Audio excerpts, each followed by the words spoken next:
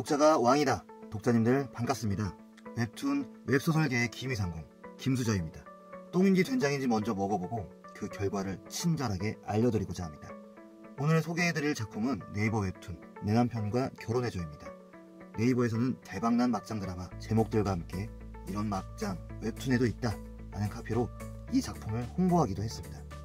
고품격 막장 웹툰이라면서 마치 고품격 음악방송 라디오스타 같은 형용모순 어법을 구사하기도 했고요. 라디오스타를 언급할 때 이미 눈치챈 독자님들도 계실 텐데 네, 맞습니다. 내 남편과 결혼해줘에서는 고품격을 찾아보기 어렵습니다. 대신 막장은 꽤 들어가 있어요. 다만 고품격이라고 포장한 것처럼 좀 말랑하게 들어가 있죠. 요컨대 아주 개막장은 아닙니다. 결론부터 말씀드리면 내 남편과 결혼해줘는 재밌습니다. 다만 이 작품을 즐겁게 감상하기 위해서는 넘어야 할 벽들이 좀 있습니다. 불안 요소라고 해두죠. 우선은 어떤 불안 요소들이 이 작품의 감상을 방해할 수 있는지 설명하고 후반에 이 작품이 진가를 이야기해 보겠습니다. 내 남편과 결혼해줘의 정주행을 방해할 수 있는 불안 요소 첫 번째는 바로 설정입니다. 1화에서 주인공이 처한 상황은 비참함 그 자체입니다. 본인은 시한부 선고를 받고 병원에 입원해 있는데 자신의 베스트프렌드와 남편은 불륜을 저지르고 있습니다. 이를 알게 된 주인공이 그들에게 따지고 들자 그들은 오히려 왜 남의 인생을 망치냐는 식으로 주인공을 몰아붙이고 손찌검까지 하며 결과적으로 주인공을 살해하고 맙니다. 그리고 갑자기 주인공이 10년 전으로 회귀하게 되는 것이죠.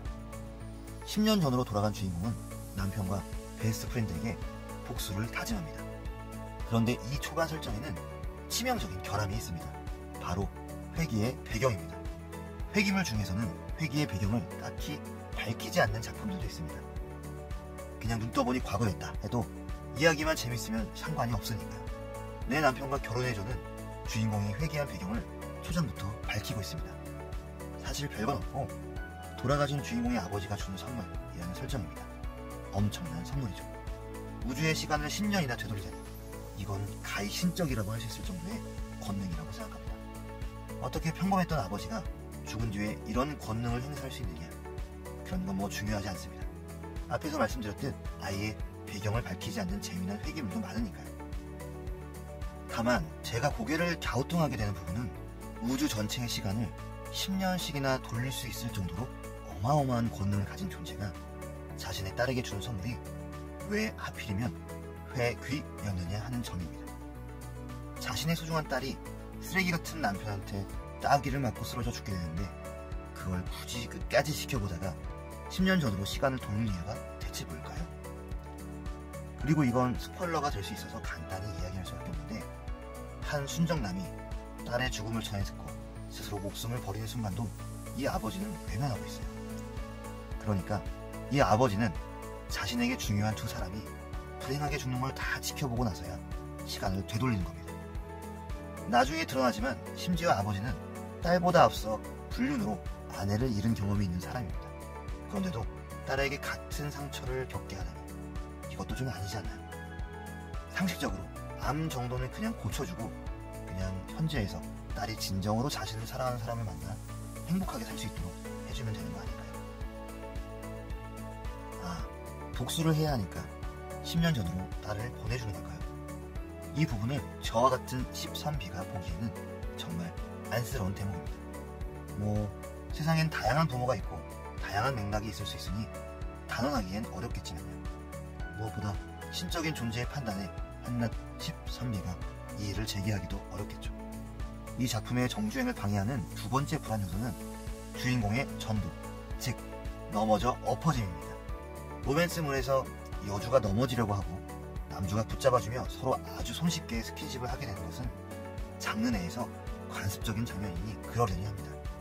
예컨대 20화에서 계단을 내려가다가 발을 헛디뎌 넘어지려 하거나 25화에서 날벌레 때문에 깜짝 놀라 넘어지려 하는 장면은 그러려니 하겠다는 겁니다.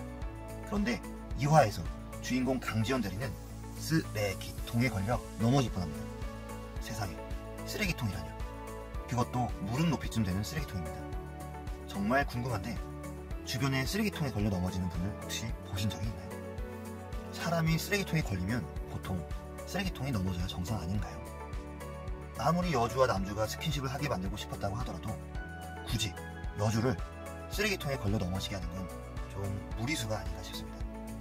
그게 하필 또 쓰레기통이어서 어떤 독자님들은 순간적으로 이거 쓰레기네 라는 연상을 하게 될까봐 참 걱정이 되기도 해요.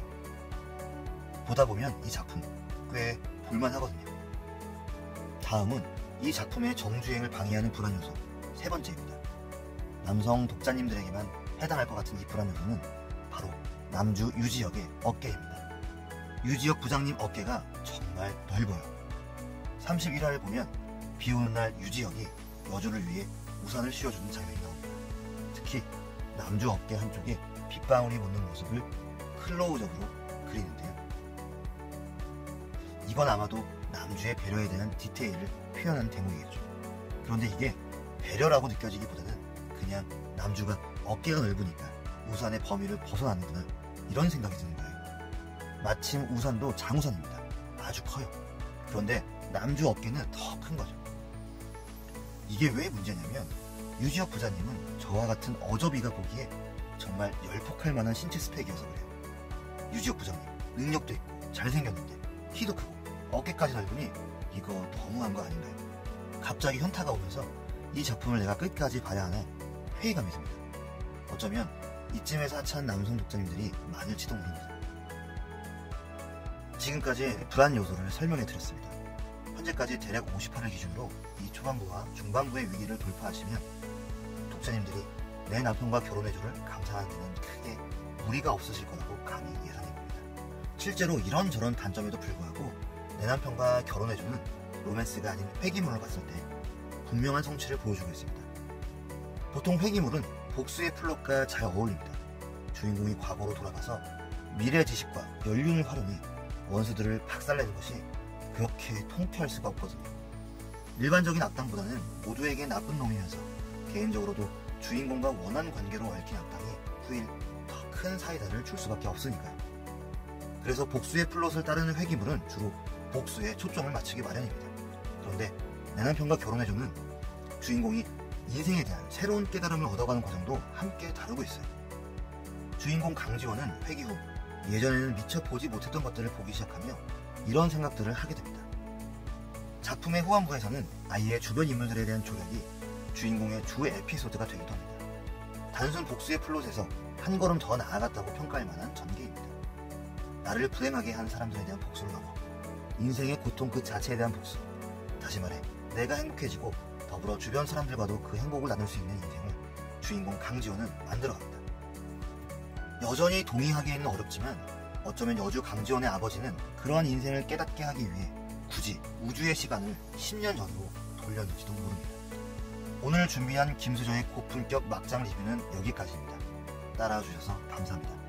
똥인지 된장인지 먼저 먹어보고 그 결과를 친절하게 알려드리는 김수저의 웹툰 가이드는 계속됩니다.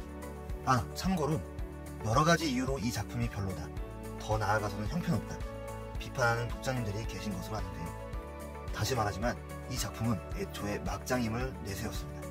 즉 아무리 맞는 말로 떠들어봤자 결국 막장이네 라는 말로 요약될 수 있는 평가로는 이 작품을 비판하기 어렵다는 이야기입니다. 아니 오히려 칭찬이나 마찬가지겠죠.